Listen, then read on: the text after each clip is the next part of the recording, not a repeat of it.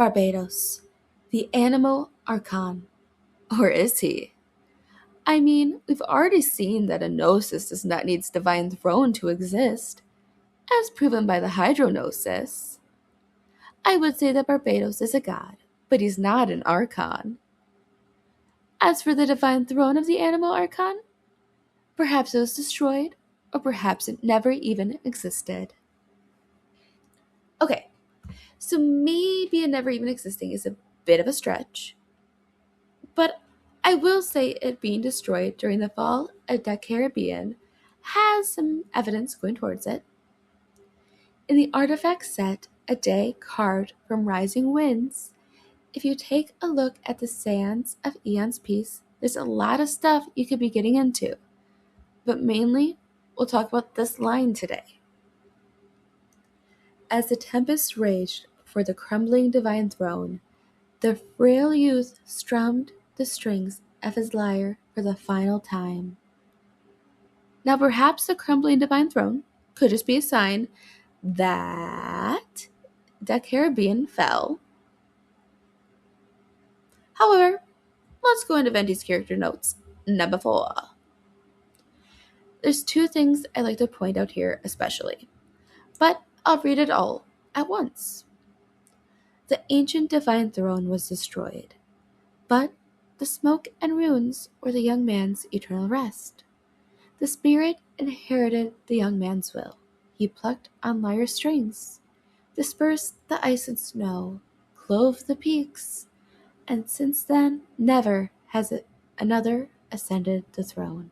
Now, you may be thinking, well, there has been no other king of Mondstadt, just a corrupt aristocracy. Still, consider the facts that are existing here are that the words are all near each other, plus the fact that the ruler that they got rid of was a god. So, come on now. Barbatos is also very careful to be Venti the majority of the time when he's helping his people. In my opinion, this is because Barbatos is the one who's worshipped by the church. He doesn't want to be a ruler. And I don't think he can be an archon. Again, there's no divine throne. However, as shown in the Fontaine Archon quest, the authority has to go backwards then. And I don't think it's Dvalin who is getting that power. Perhaps that is one of the things Venti meant when he said Isroth entrusted him with fragments of her power and authority. This was mentioned at the end of the questline of the Easy Breezy Resort with a curtain call for a colorful summer night. Like I said, fragments of power and authority. Now this is all just food for thought. There's a lot more we could be getting into for details and everything. This is just a brief overview and just an idea to get out there in the world.